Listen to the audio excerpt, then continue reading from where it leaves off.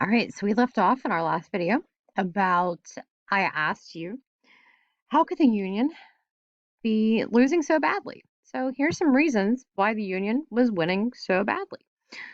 They didn't know the terrain. As you saw in the map at the very beginning, most of these battles are taking place in the South.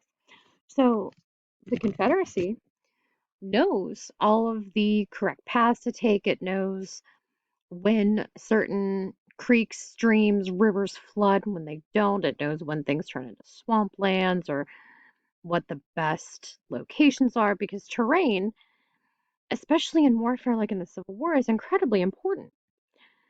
A lot of these, they're caught by surprise. Okay, the Union commanders aren't always prepared to battle. McClellan refuses to push advantages when he has them. He was always convinced he was outnumbered. Um, a lot of the troops remained untrained. McClellan, even though a lot of historians and myself will make fun of him, he was genuinely good at training troops. But not every man, every soldier was under McClellan. So a lot of people were new, especially early on in the war. So they didn't have a lot of experience. They didn't know what to expect. And they called them green troops. You know, you're green, you're new, you're fresh. Would typically retreat and break ranks and break lines a lot more easily than troops who had been through this a few times. And one of the biggest things, too, that the South has more and better officers. So a lot of these military commanders, both from the North and the South, came from West Point, but West Point's in the South, so you had a lot of the former, formally trained military staying with the South. You know, you had people like Lee and Jackson in the South, and a lot of the other ones, the North didn't have as many of those. So one of the biggest battles that we will talk about is Antietam. The other main one we'll talk about is Gettysburg, but let's start here. So this is in September 1862. So this is a little late in the year for warfare. Most of the battles didn't take place this late in the year. Again, a lot of them would winter over in different barracks or different forts where they would kind of let people get well, get healthy, work on their training and things like that. So this was another one around a stream, a creek, however you want to call it. Manassas was as well. So this kind of has a crazy story to it. So right before the battle, the Union scouts were out trying to figure out where the Confederacy was because again, this isn't, this is before telephones, this is before drones, this is before a lot of things.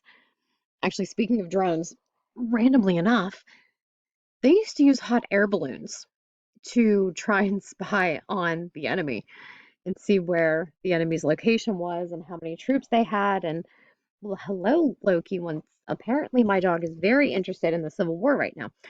Um, so Union scouts came upon a Confederate camp that had pretty much been deserted. And they found a packet of cigars on the ground and they thought, oh, cool, awesome.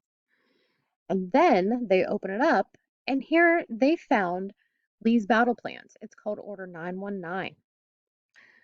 And they brought it back to McClellan, all excited. Look, look, look, we know where they are. We know how many there are. We know what he's going to do. And McClellan hemmed and he hawed, he pondered and he thought and he thought and he thought. By the time he acted, it was too late. So Antietam was a bloodbath. Um, I don't say that lightly. This was the single bloodiest day in U.S. history.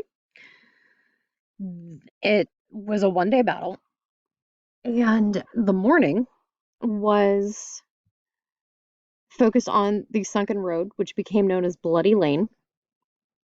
And um, the Union pushed through, and the last charge of the day was an assault to get across Antietam's bridge. Just in time, Southern reinforcements arrive and push back the North. Okay? Technically, it was a draw, but so here's Bloody Lane. Here's a couple pictures of that. This is actually really cool. Let me show you this for a second. It'll take a minute to load. So, both sides, here's the bridge they fought over. Both sides called it a win. Okay? Technically, it was a draw. The Union called it a strategic win. And essentially what that is that neither side really, the Confederacy retreated, but they weren't really beaten. Oh, this is going to take too long to load with all the other things I got going on. But I'll post the link is in there. And I wanted to show you the bridge. So let me click through here. Cornfield. We're going to do something like this as well. I'm going to make a little virtual field trip for all of you. And so here's the Bloody Lane. It's a sunken road. So they would have laid in this little hollow because whatever shelter you can get in the middle of these fields is important. This was the first battlefield where there was actual photography, but the photographer didn't show up till a couple days after the battle. So a lot of people think that the photographs you see from Antietam are staged. Okay. Um, Burnside's Bridge. All right. Now this, I love this scene.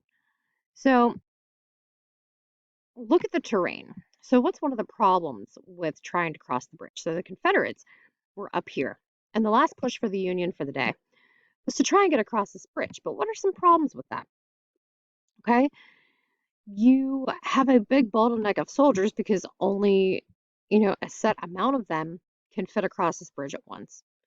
You have no cover. Okay, this isn't like, Viking shield wall times. They couldn't shield themselves from the Confederate snipers and Confederate riflemen at the top of this ridge. As far as terrain goes, you always want to have the upper ground, the higher ground. Okay.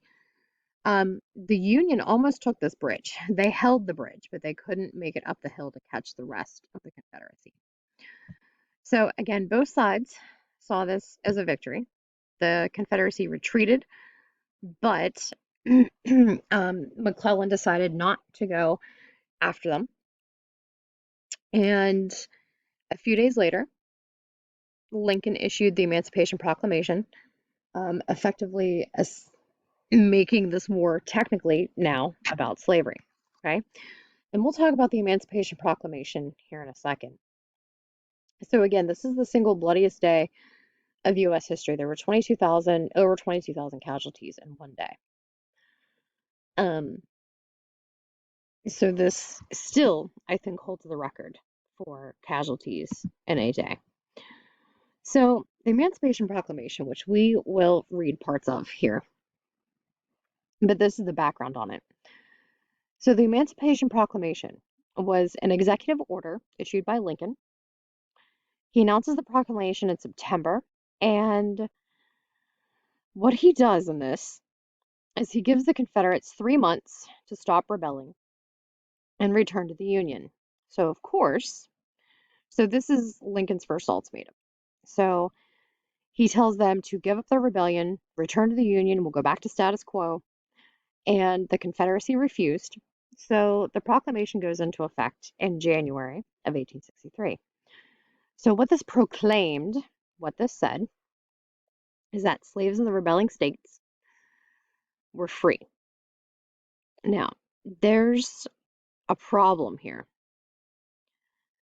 The states that were rebelling, okay, the Confederacy, Alabama, Georgia, Texas, Florida, Mississippi, North and South Carolina, Virginia, they had made themselves their own country. So can Lincoln make laws for the Confederacy? Is that how this works now? And he doesn't completely free slaves because he doesn't free the slaves in the border states. Why wouldn't he free slaves in the border states, do you think? So the reason why he wouldn't free slaves in the border states is that he wanted to keep the border states in the Union. Okay, Lincoln had enough on his plate by the time 1862, 1863 rolls around. He doesn't need anything else. So he frees the slaves in the Confederacy, quote unquote, frees the slaves in the Confederacy, but not the border states. And what that does is essentially make more slaves run away. Okay. This is also a really good idea because now the Civil War isn't just about keeping the Union together. Now, the Civil War is technically about fighting against slavery. And one of the big what ifs of the Civil War that the Union was worried about is that Great Britain, England, was going to join on the side of the Confederacy because of trade. So the Confederacy, the Confederate States of America, the South, is known for growing cotton, right? And you need cotton to supply the textile mills and factories. Well, besides New England, okay, up north that we talked about a few chapters ago, Great Britain was one of the other biggest producer of textiles in the world. So the Union was incredibly worried that England was going to side with the Confederacy in this and start allying themselves with the Confederacy. But because England was so strongly anti-slavery, this proclamation makes it really hard for the British to sell the idea of allying themselves with the Confederates. And this caused a huge uptick in slaves escaping. So about 25% of the South's slave population just walked away, ran away, and towards the protection of the Union Army. So what they would do, they would leave their plantations and they would find the closest brigade or company or Union Army, whatever, and they would be considered contraband of war. And the Union Army would put them to work, doing all kinds of things for them. But they were essentially free and not involved in slavery anymore. So a lot of these slaves really looked for the Union Army as savior, looked at the Union Army like saviors.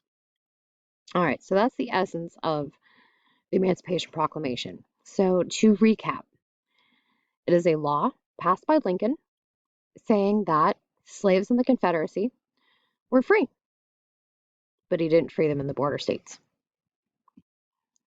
All right, next up is Chancellorsville, the demise of Stonewall Jackson. So the two main battles here, Union General Hooker was on Lee's flank in the Wilderness, okay? Not all of these battles happened in a field. Some of them were amongst wooded areas as well. Jackson, with his 30,000 Confederates, would swing around and attack the unprotected flank of the Union, okay? So he would go out and around and hit the Union commander from behind while General Hooker was trying to fight Lee's forces, okay? That's dividing your forces is very risky sometimes, but a lot of times it'll pay off. So Jackson, being the military tactician that he is, cuts his forces in half.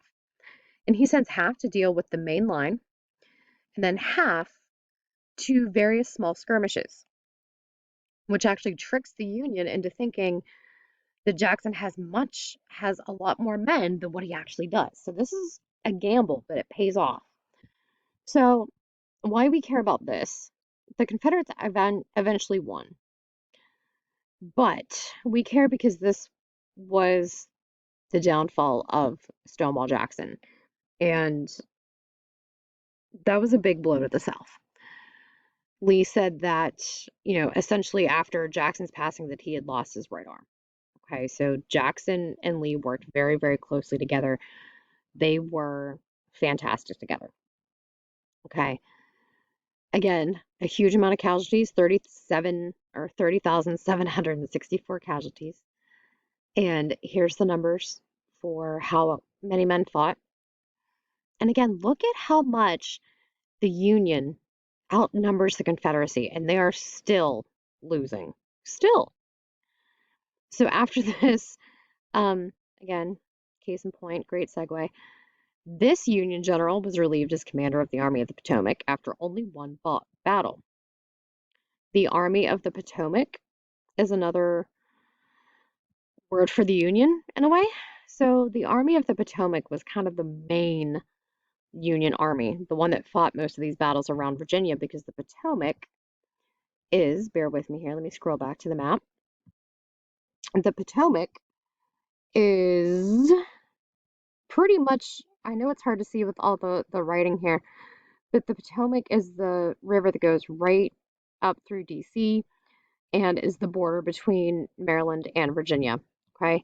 So that's the Army of the Potomac, not to be confused with the Army of Northern Virginia, which is Lee's army. Okay, and McClellan had also been fired by this point. So the Union was really looking for a new general. And a little bit about Stonewall Jackson. So Stonewall Jackson was actually shot by his own troops.